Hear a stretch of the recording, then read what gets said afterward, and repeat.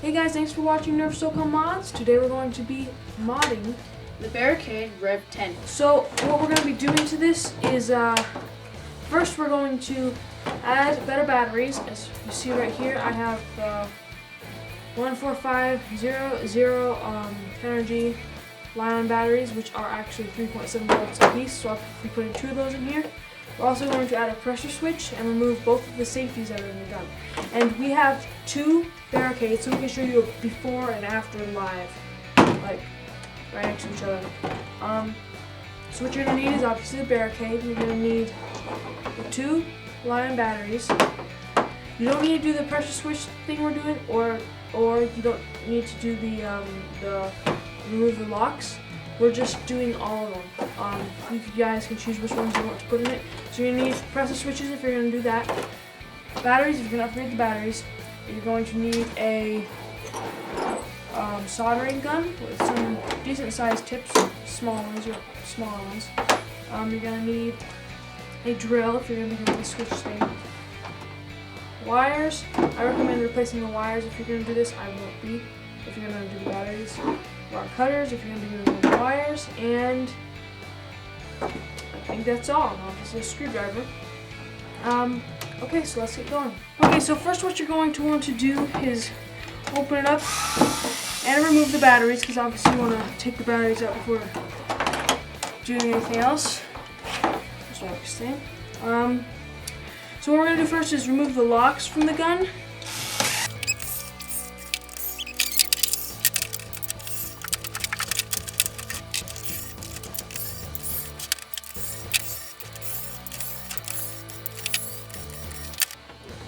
Okay, so I've unscrewed the whole thing. Now I'm taking it apart. Now, with all battery-operated guns, usually there's a wire connecting both sides. That's the same with this one. Okay, so first of all, I notice the safety for this switch here. And it's a little thing popping out. Let's see if I can put that out. Just figuring it out. Okay, so I know how it works. So all I'm going to do is for this little a little screw here. This is basically the battery piece.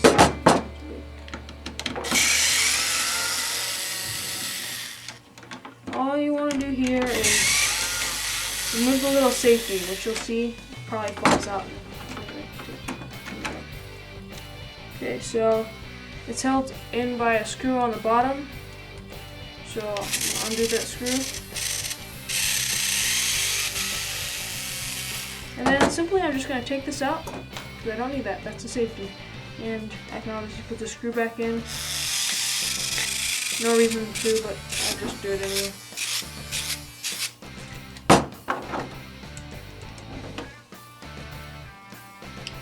Okay, so let's put this back on.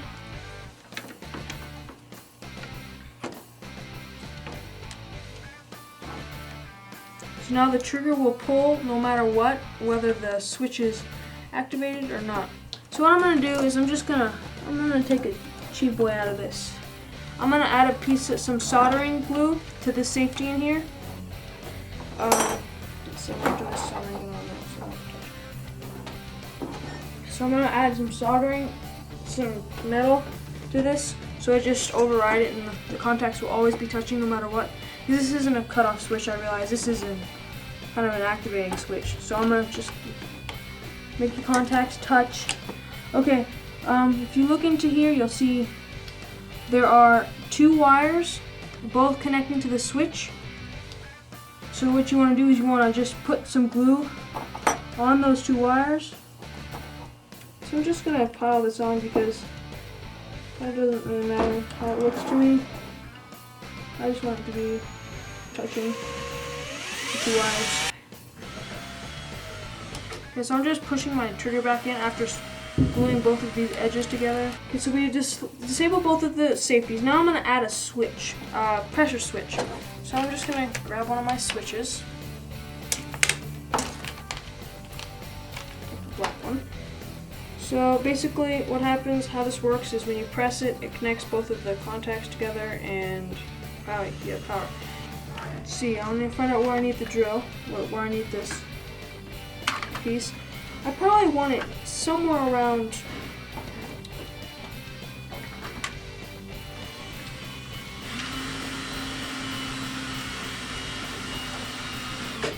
see, I want to make sure I can touch it, because you guys, some of you may have smaller or bigger hands than me, so you want to figure out a good place for it, that a good pressure switch would go. I think I'll put it right in my handle. Here. Right on the handle. Let's see, so I'm going to find a drill bit that's around the size of my hole that I have here in this trigger. So I'm going to find a drill bit, and I think I found one, that is around the same size as my, as the threads here.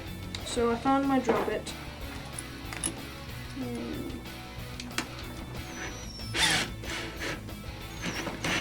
Okay. Are you using it? Yes, I'm cutting it. I'm going to now make a hole right where my trigger, my switch is going to be, which is right here. So I'm going to make a hole right there.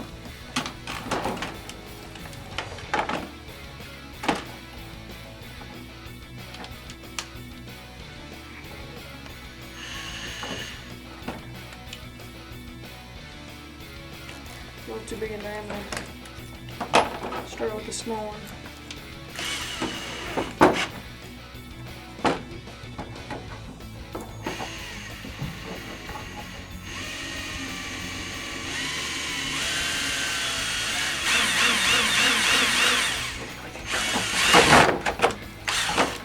Okay, so I got one hole. Now I just need another hole. I need a bigger hole. Looks like this might be a little too big. I just realized, yeah, it's too big. My drill bit is too big. So I will have to compromise.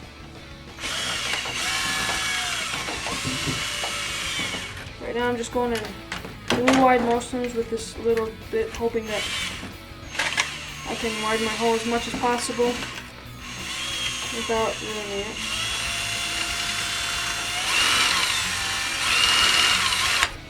Okay, I've widened my hole a little more, so I'm going to see if it fits. Looks like I can screw it in there.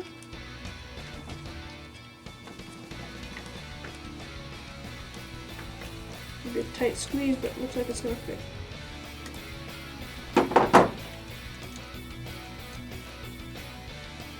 Now this wasn't the place I was hoping to put my switch, because now it might be in the way a little. It's going to work. I'll get it to work. Now, what you also might want to consider doing if you're using the high-powered batteries is replace all these wires with a thicker one, as this one. I have a 22 gauge. But that's obviously going to take a long time, so I'm not going to do that right now. All I want to do is this thing for now. So now, what I want to do is override this little safety switch that I have in here, I believe. So basically, what I want to do is I need to have a wire connecting to each of these contacts in here. I need one to touch to the one side of the safety switch and the other. So basically it's just overriding the safety switch. If we have the safety switch on, if we just turn the switch on, it's still going to work fine and this button won't do anything. But if it's off, this button will just override it. Understand what I mean? Okay. So I've soldered one side, now I'm going to solder this other side.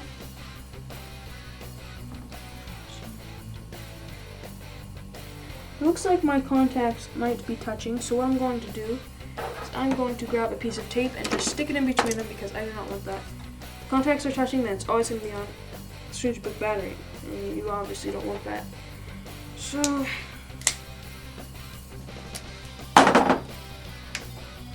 get a piece of tape and just put it in between the contacts. So I'm just going to screw my pieces back on now because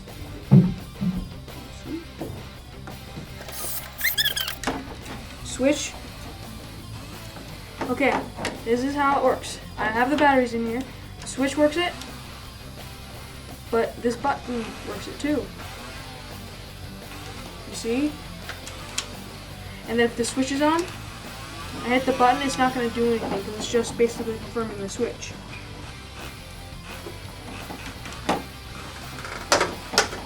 Yeah, so one problem with this switch though, I must note, is that if you have it in a bag or something and it gets pressed against, it's gonna be on, so.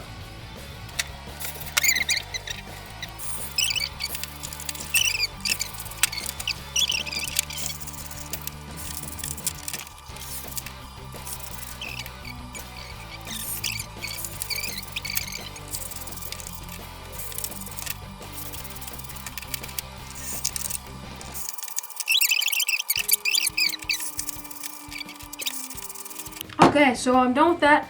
Now I need to use these batteries. Now I didn't get the button top, so it's flat on the top. So what I'm gonna need to do is, if you look through here, they're not touching. So what I need to do is I'm going to add some more soldering just to the very tip of that. And of course, what you could also do is, I guess I could do this now. I just add some junk in there, some metal junk that'll conduct electricity. I guess I'll just do that for now. What I could do though is just add some soldering, and that probably works better, but this is easier, so no, I'm not for easy.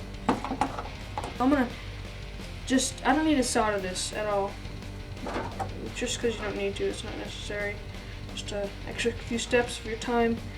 All you gotta do is just run some wire, just make sure it's touching. I just need to get this wire in here, and I could solder it, but I'm not going to, just because I'd like to be able to switch it off and put these old batteries back in there if I were ever to play a fair game. Okay, so let's put this on together, and so now we have a gun, and we have a button for a pressure switch, and we're ready to go. Now we'll see the shooting. Okay, so now we're gonna do the shooting test.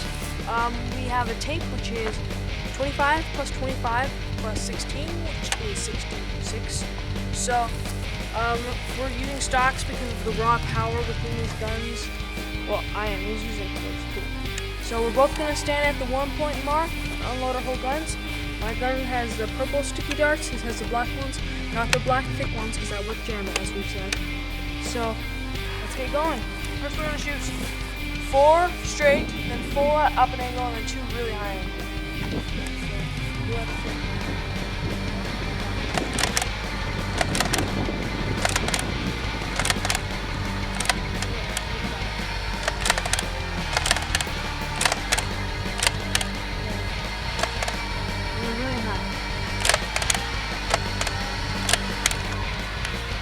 As you see at the 25-mile mark, you might not see the color because it's kind of bright, but these are black tipped, and we have 1 blue tipped right here, and then all the rest are black tip, black tip, black tip. All of these over here are black tip. Then we have some blue tip. These were the first few I shot, and then we have another blue tip, 1 black one, but I think that one bounced. That was the one that I shot really high. Yeah. That one, Julian, I can't see anything. There's another blue tip, blue tip, blue tip. This is the furthest reaching one, which makes it, the effective range is about 63 feet. And actually, effective range, this is the full range. The effective range, I'd say, is about maybe 60 feet, 55. So the effective range of the unmodified Barricade is 25 feet. The effective range of the modified Barricade with the new batteries in it is 60 feet, which is more than twice the range of the unmodified. Now this reached 63. 63. So I'd say maybe it's 55 effective range, but this one's 25. So it's still twice the amount, that means it's very worth the modification, and I recommend all of you to do it because it's really cool. One thing, I would not recommend modifying this as I did, because now if this is closed and I pull the trigger, or if it's open and I pull the trigger, I actually chamber around and it jams it for me. So I wouldn't recommend using that lock removal. I would just do everything else but that.